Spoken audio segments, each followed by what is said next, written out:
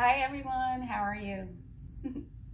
I wanted to come on here today and share with you a transformational, inspirational message, I hope. Now, I have a question for you. Have you ever tried to understand what blocks you from getting what you really want and what stops you from satisfying your own needs while trying to have better relationships with those around you? Well, William Urey, in his book, Getting to Yes with Yourself, he actually states that the biggest obstacle to our successes can actually become our biggest opportunity. If we can learn to influence ourselves first before we seek to influence others around us, then we will be able to satisfy our needs as well as satisfying the needs of others. So that then what we have is not a win-lose situation, but we have a win-win situation, a situation in which both parties benefit. And so how do we do this? Well, he says first, you have to put yourself in your own shoes. He says the first step is to understand your worthiest opponent, and that is you, yourself. Because often we act, we speak, we think out of habit. And as we all know, anything that you continually repeat day in and day out eventually becomes a long-term held belief. Now, these habits are really a result of what we have experienced in our lives up until this moment. So imagine thinking the same old thoughts and same old outdated beliefs day in, day out. Or even holding on to opinions and such because someone else told you, or because of a situation that you experienced one time a long time ago.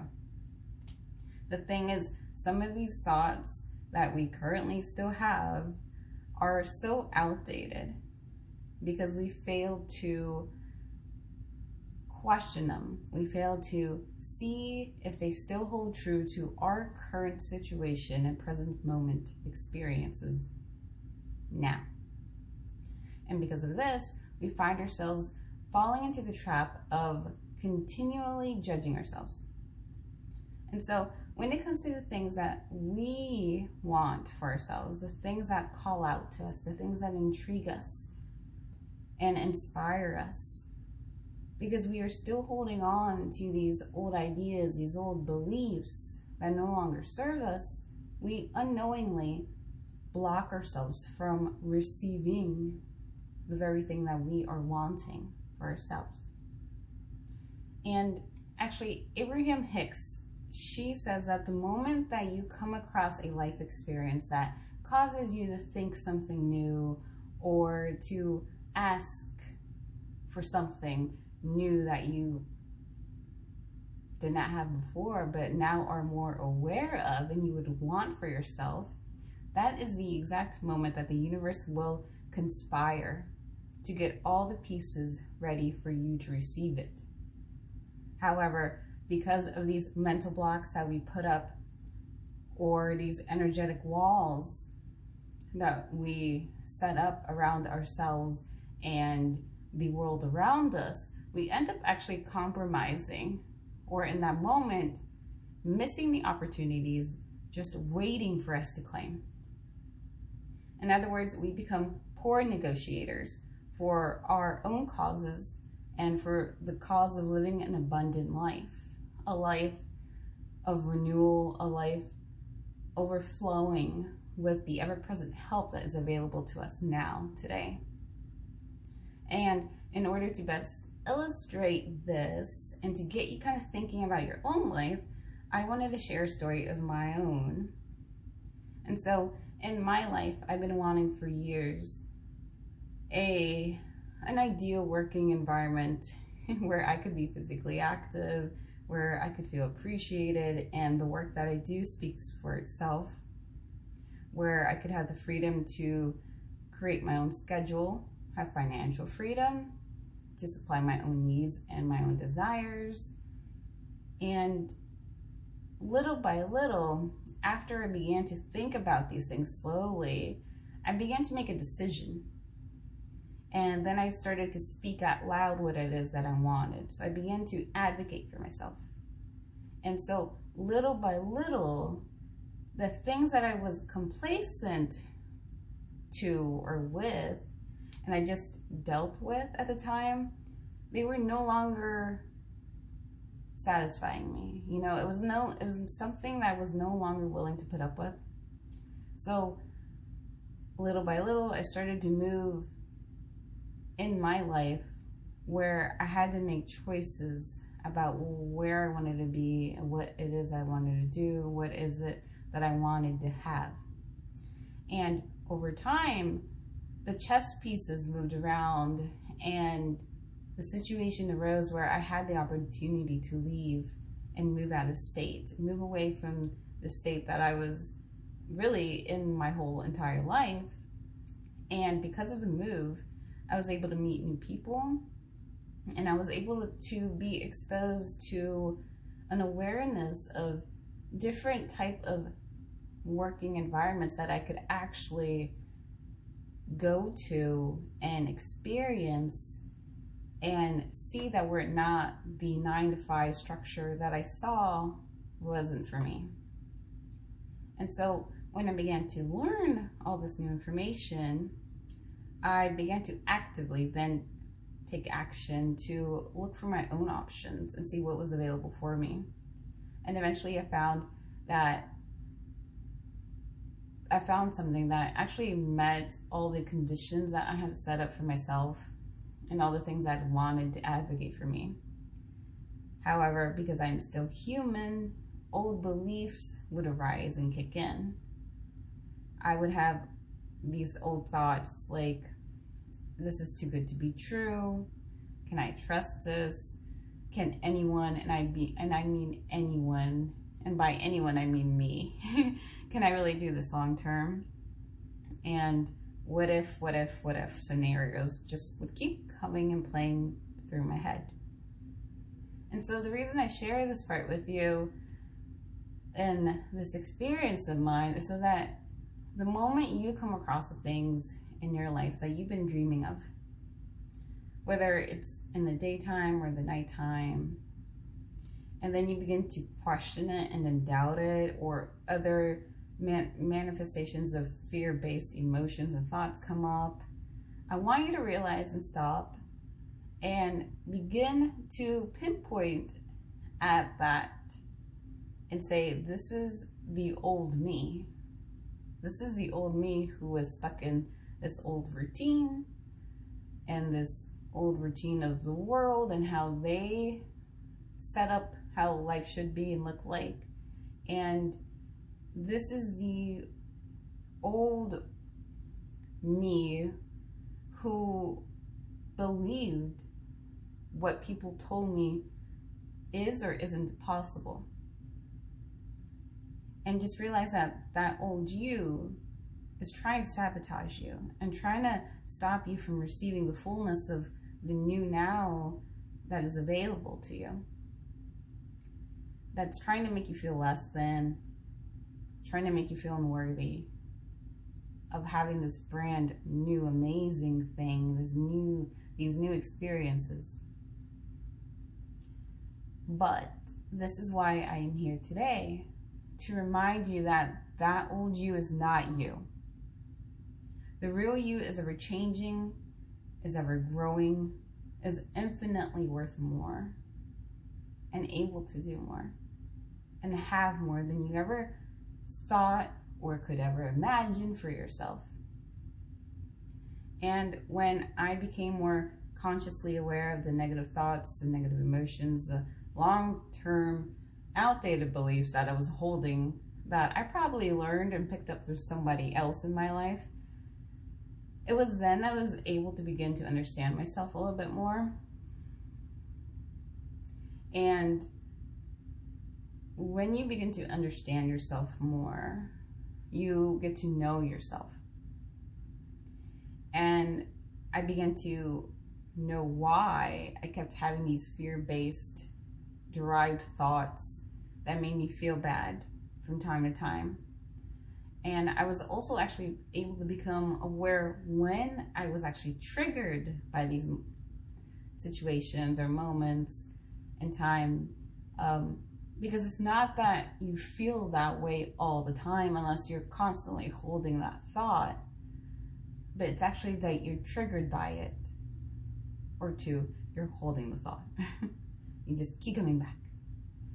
So if you find yourself stuck in a situation in which negative emotions, thoughts, or outdated beliefs are weighing you down today, your reminder is to become aware of how you are feeling.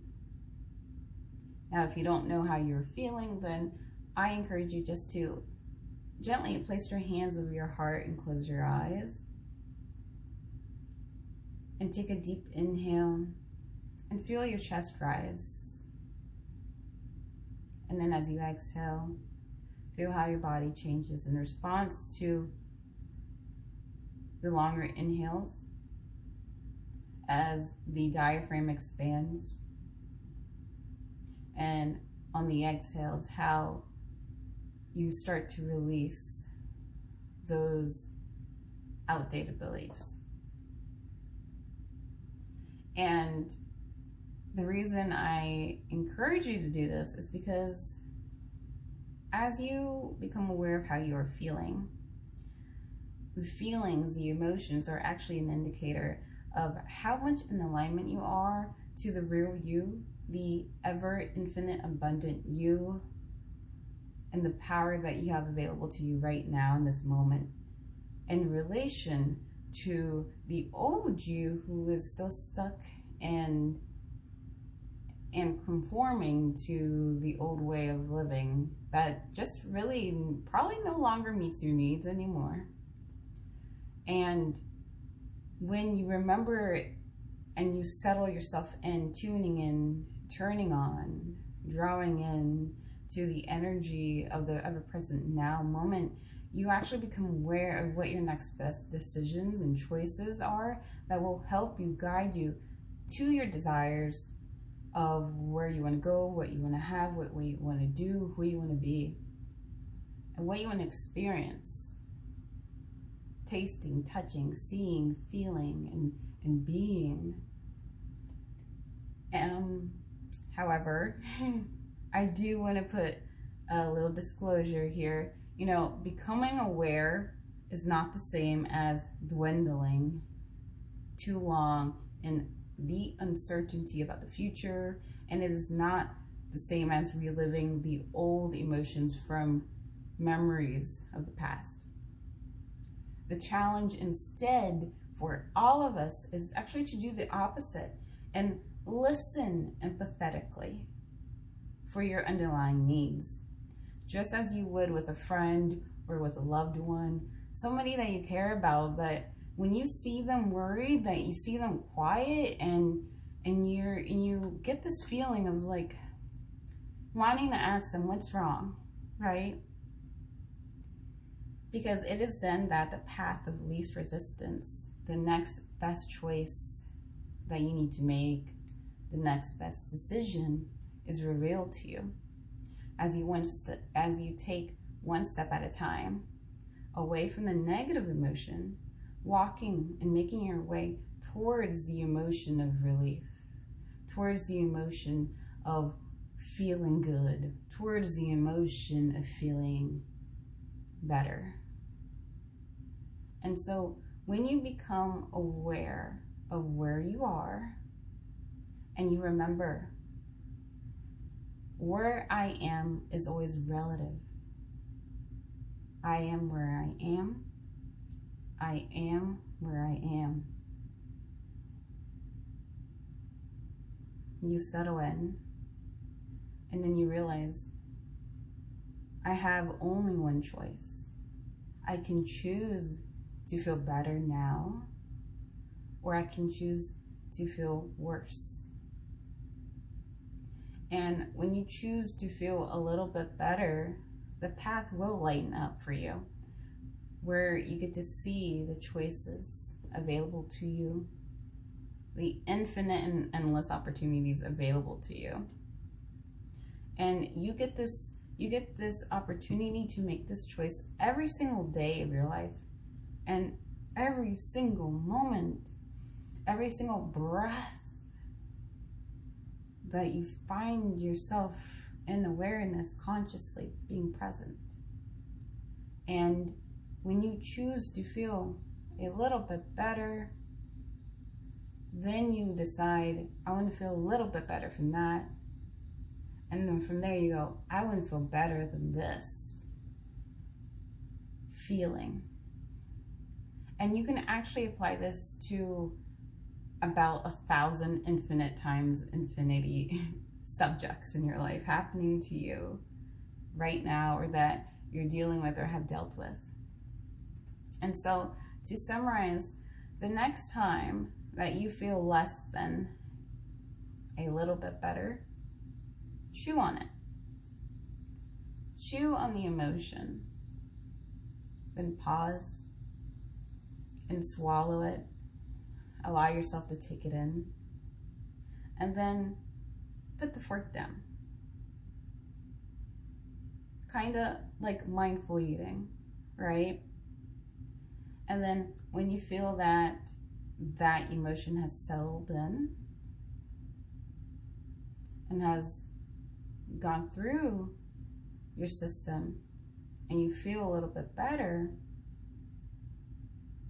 pick up the fork again and chew and chew